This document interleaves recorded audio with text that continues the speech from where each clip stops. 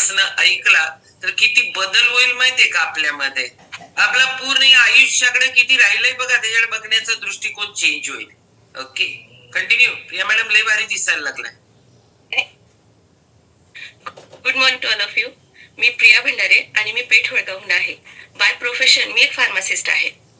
शतायुषी फॅमिलीची ओळख मला साखरवाले मॅडमनी करून दिली आणि त्याला कारणीभूत होतं माझं अगदी बिघडलेलं आरोग्य.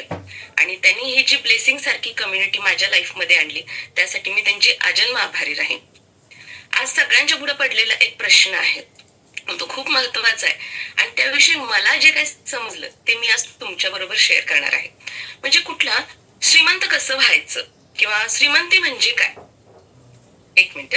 तुम्हाला असं वाटेल श्रीमंती म्हणजे ते भारी भारी गाड्यातनं फिरायचं, मस्त मस्त कपडे ब्रँडेड घालायचे, भारी गॉगल घालायचे, हॉटेलिंग करायचं आणि पैसे बेस्ट करायचे, असल्या श्रीमंती विषयी नाही बोलत मी.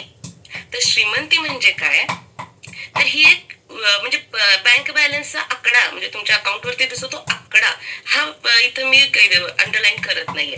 तर श्रीमंती म्हणजे काय, तर एक विशिष्ट मानसिकता आणि जीवनाकडे बघण्याचा दृष्टिकोन असा असतो की ज्याच्यामुळे तुमचा माइंडसेट एकदम असा पॉझिटिव्ह होऊन जातो आणि ज्यामुळं तुम्ही तुमच्या आतून ग्रो होण्यासाठी मदत होत असते. आता या मागची सायकोलॉजी काय आहे ती आज आपण बघणार आहोत. मुद्दे अगदी साधे आहेत, पण विचार केला तर ते इतके गहन आहेत. तर ते आज आपण त्याची उकल करायचा प्रयत्न करूया. आता पहिला मुद्दा येतो म्हणजे तुमची ना मानसिकता ही अभ्यासू असायला पाहिजे. म्हणजे ही जी श्रीमंत लोक असतात का नाही, ती म्हणजे कधीही एखाद्या समस्येकडं समस्या म्हणून बघतच नाही, तर प्रत्येक समस्येकडं ते एक संधी म्हणून बघत असतात. म्हणजे कुठलंही संकट आलं तर ते असे बिथरले जाणार किंवा उद्ध्वस्त होणार अशी गत त्यांची नाही होत, तर त्या प्रत्येक समस्येकडे ते एक संधी म्हणून बघत असतात. उदाहरण सांगू, आपल्याकडे कोरोना आला त्यावेळी काय झालं बरं, आपण सगळे घरामध्ये अडकलं गेलो, कुठं बाहेर जायची सोय नाही किंवा कुठून काहीही सोर्सेस सगळे संपलेले होते. त्यावेळची ही जी समस्येची सिच्युएशन होती, त्यावेळी काही जणांनी ह्यात संधी शोधली, त्यामध्ये वेगवेगळे व्यवसाय जसं ऑनलाईन घरपोच किराणा पोच करणं म्हणा किंवा मास्कचा उद्योग म्हणा किंवा अशी जी छोटी छोटी गरज होती, म्हणजे तिथं समस्या होती आणि त्यातून यांनी संधी निर्माण केली आणि आज ते ब्रँड झालेले आहेत. म्हणजे आता आपलं ते ब्लिंकिट बघा, आपण एका क्लिक वरती आपला सगळा घराचा किराणा येतो का नाही काय आपल्या घरी. म्हणजे ह्या समस्येचं त्यांनी संधीमध्ये रूपांतर केलं आणि स्वतःची प्रगती करून घेतली.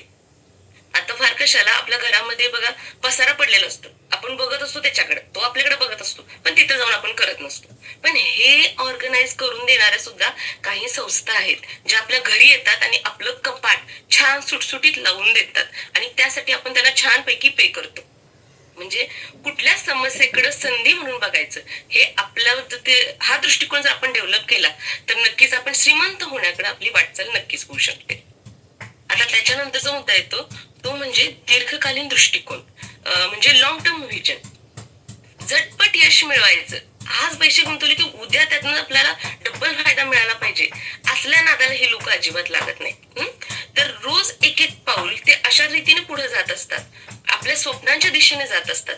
म्हणजे एक 10 वर्षामध्ये मला कुठं बघायचंय स्वतःला, माझं फायनान्शियल लेवल काय असेल, माझं घर कसं असेल, माझ्या करिअर मधली सिच्युएशन काय असेल, ह्या सगळ्या गोष्टींची एक ब्ल्यू प्रिंट त्यांच्या डोक्यामध्ये असते आणि ती फॉलो करण्यासाठी जे काही टप्पे गाठायचे आहेत त्यासाठी त्यांचं अगदी योग्य दिशेनं मार्गक्रमण चाललेलं असतं. त्यामुळे झटपट पैसा मिळवायचा ह्या मार्गाला अशी लोक अजिबात लागत नाहीत.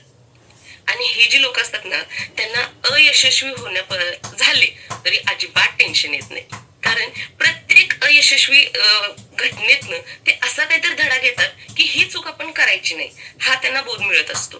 त्यामुळे प्रत्येक अपयश आहे हे त्यांना काहीतरी शिकवून जात असतं. त्यामुळे श्रीमंत लोक अपयशाला कधीच भीत नाहीत. त्याच्यानंतरचा मुद्दा येतो तो म्हणजे आर्थिक साक्षरता, म्हणजे फायनान्शियल लिटरसी.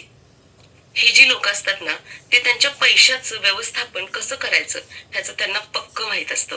म्हणजे बघा, उत्पन्न किंवा खर्च ह्यांचा करेक्ट ताळमेळ बसवायचा किंवा बजेट तयार करायचं किंवा त्याचा हिशोब ठेवायचा आणि हे जे आपण काही केलंय ते अगदी तंतोतंत पाळायचं, कटाक्षानं पाळायचं, यावरती त्यांचा अगदी ठाम निग्रह असतो. समजा एखादा व्यवसाय सुरू केला, फॉर एक्झाम्पल सांगते, एखादा व्यवसाय सुरू केला, छान प्रॉफिट व्हायला सुरुवात झाली, तर सर्वसामान्य बुद्धिमत्तेचा व्यक्ती जो असतो तो काय करतो, प्रॉफिट आलाय तो सगळ्याच्या सगळा म्हणजे मौज मजा म्हणा, फिरणं, हॉटेलिंग, चैनी, लगेच त्याचा राहणीमानाचा स्तर वेगळाच दिसायला लागतो. म्हणजे काय करतात, ते आलेला प्रॉफिट लगेच उधळून लावतात. पण श्रीमंत मानसिकतेची जी लोक असतात की नाही, ते असं अजिबात करत नाही. आलेला जो पैसा आहे तो ते अशा ठिकाणी गुंतवणूक करतात आणि त्यातनं पैशापासून ते पैसा कसा निर्माण करायचा यावरती त्यांचा जास्त विचार असतो. किंवा आलेली ती बचत किती करायची, किंवा आपत्कालीन स्थितीमध्ये त्यांना आणखीन कसा पैसा ह्यातून उभा राहील, किंवा कर्ज न घेता कसं आपल्याला सगळ्या गोष्टी करता येतील यावरती त्यांचा विचार असतो. म्हणजे गुंतवणुकीचे जास्तीत जास्त मार्ग कोणते आहेत यावरती त्यांचा विचार असतो.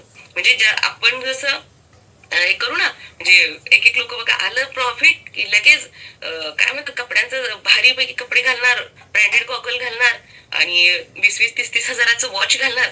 घड्याळ जरी 200 रुपयाचं असलं तरी वेळ तीच दिसणार आहे ना, जी लाखाच्या घड्याळात दिसणार आहे ते. म्हणजे फोकस आपण कशावर केला पाहिजे, आपल्या उद्दिष्टावरती फोकस केला पाहिजे. यासाठी मला ना बिल गेट्सचं एक वाक्य खूप आवडतं. म्हणजे बघा, एका दरवाजातून 100 रुपये येण्यापेक्षा 100 दरवाजातून एक रुपया आले कधीही चांगला. म्हणजे हा एक दरवाजा जरी बंद झाला तरी 99 दरवाजे आपल्यासाठी ओपन राहतात. त्यामुळे आपण याच्यावरती देखील नक्कीच विचार केला पाहिजे. त्याच्यानंतरचा मुद्दा येतो तो म्हणजे स्वनियंत्रणाची भावना. ही लोक ना कधीच नशिबाला दोष देत बसत नाहीत, की माझं नशीबच फुटकं, माझ्याच वाट्याला असले भूग आलं, आता माझ्याच बाबतीत असं का घडतंय असं म्हणून ते कधीच टाहू फोडणार नाहीत.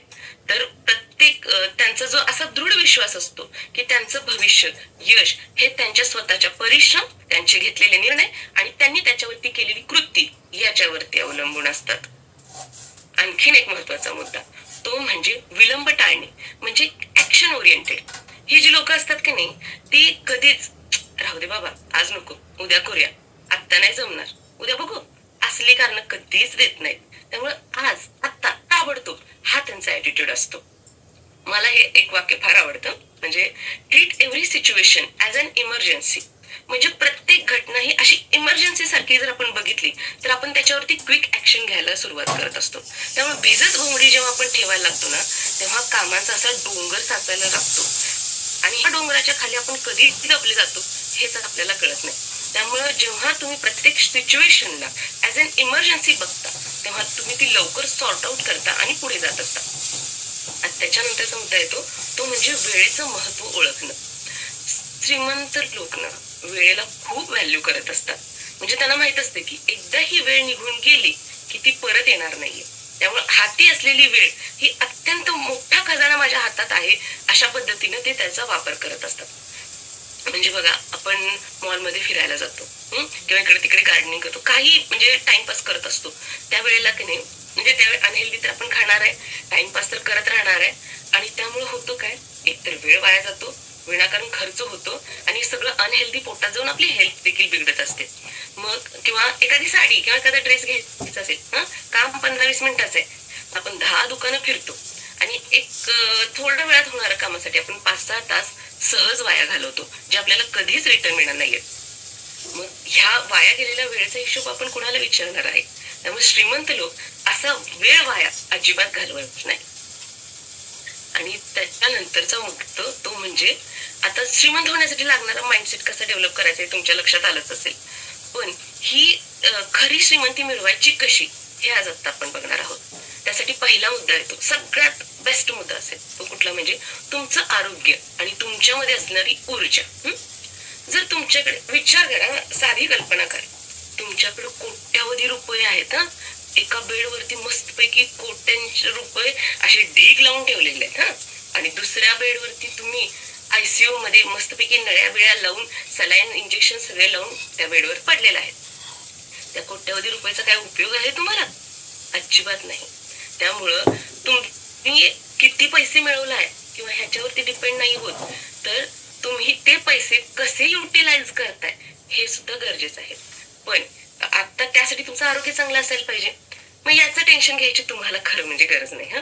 कारण यासाठी आपल्या लाईफ मध्ये कायम येते शतायुषी फॅमिली सारखी कम्युनिटी आहे, जी आपल्या हेल्थ वरती काम करण्यासाठी अगदी त्यांनी वसाच घेतलाय जणू जे काय करतात सकाळी 5:15 वाजल्यापासून यांचे जे सेशन सुरू होतात, म्हणजे वर्कआउटचे सेशन म्हणावं, योगाचे वर्ग, त्या वर्कआउटच्या वर्गावर तर सांगते, या अंजलीताई, अश्विनीताई असल्या भर थंडीत आपला घाम काढतात.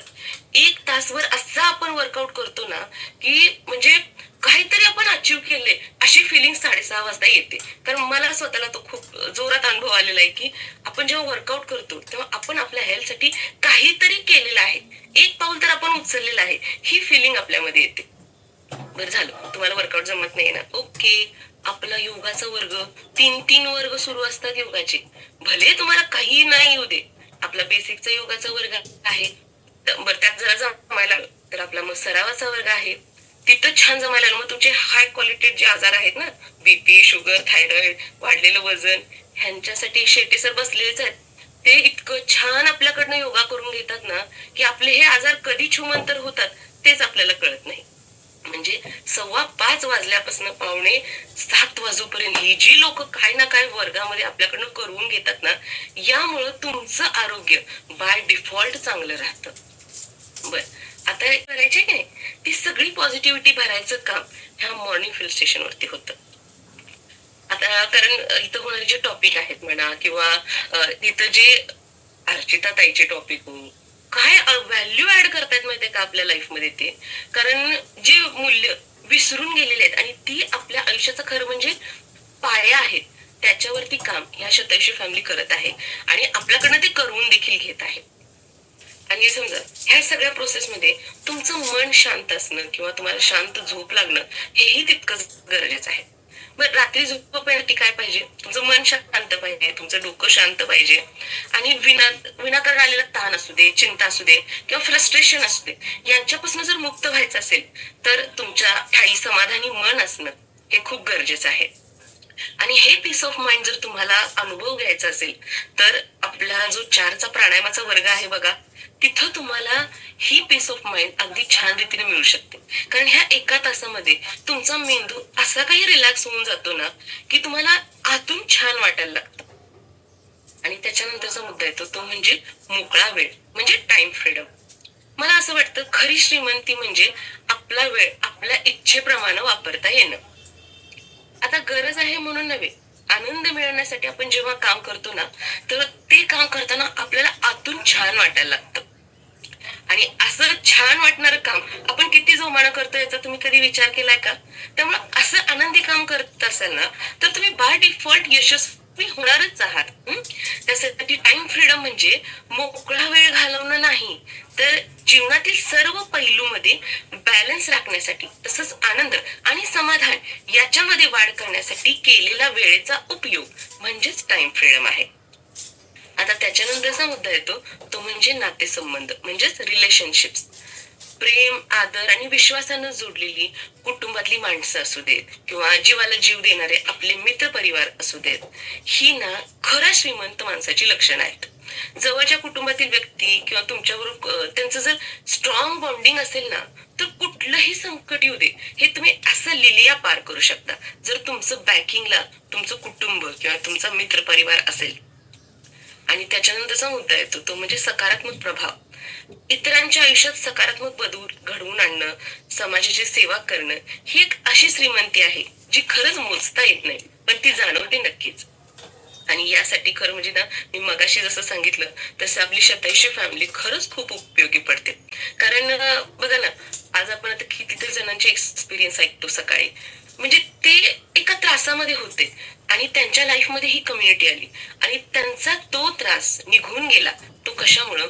या शतायुषी फॅमिलीमध्ये मिळत असणारा proper way, scientifically based knowledge असू दे, इथलं गायडन्स असू दे, आपला सकस संतुलित आहार असू दे, छानपैकी योगा, व्यायाम ह्याची जोड असू दे, म्हणजे ज्या पंचसूत्रीवरती शतायुषी फॅमिली काम करते, हे आपल्या लाईफ मध्ये आलेलं एक ब्लेसिंग आहे.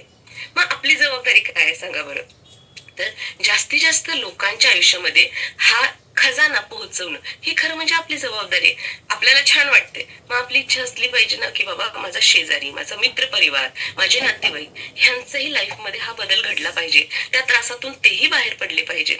मग त्यासाठी आपली काय छोटीशी गोष्ट आहे, आपण रील कसं स्क्रोल करतो आणि विनाकारणच्या रील फॉरवर्ड करत बसतो नाही, त्याच्या ऐवजी आपली ही जी झूम लिंक आहे ती जास्तीत जास्त लोकांच्या पर्यंत तुम्ही जेव्हा पोहोचवता तेव्हा त्यांच्याही लाईफमध्ये खूप छान बदल घडू शकतो, जसा आपल्या लाईफमध्ये घडलाय. आणि त्यामुळं ही 27 फॅमिली जास्तीत जास्त पोहोचवणं लोकांच्या पर्यंत ही खरं तर आपली जबाबदारी समजली पाहिजे. आणि मला शेवटी एवढंच सांगायचंय, पैशानं श्रीमंत होण्यापेक्षा ना शरीरानं श्रीमंत होणं खरंच खूप गरजेचं आहे. म्हणजे कारण खरी श्रीमंती म्हणजे काय आहे हो? तुम्हाला जर चांगलं आरोग्य असावं, तुमच्यामध्ये प्रेम, अशी ममता, अशी जी काही जी व्हॅल्यू आहेत, जी माणसाला माणूस असल्याची जाणीव करून देत असतात, त्या व्हॅल्यू तुमच्यामध्ये वाढतेच लागणं, तुमचा माइंडसेट पॉझिटिव्ह असणं, तुम्ही मनानं शांत असणं, ह्या गोष्टी जेव्हा तुमच्या लाईफमध्ये घडायला लागतात आणि त्या बाय डिफॉल्ट कधी घडतात माहितीये, जेव्हा तुम्ही तुमच्यावरती काम करता, जेव्हा तुम्ही स्वतःच्या आतमध्ये झाकून बघता ना की बाबा माझ्यात हा फॉल्ट आहे, तो जेव्हा तुम्ही बाहेर काढता तेव्हा तुम्ही आतून ग्रो व्हायला सुरुवात करत असता. त्यामुळे जेव्हा तुम्ही स्वतःमधले हे गुण जेव्हा वाढीस तुमच्यात लागतात तेव्हा तुम्ही एक चांगलं व्यक्ती म्हणून घडायला सुरुवात होते. आणि तुम्ही जे काही ध्येय ठरवले त्या ध्येयापर्यंत पोहोचण्यासाठी हे गुण तुमचे नक्कीच नक्कीच तुम्हाला उपयोगी पडतील.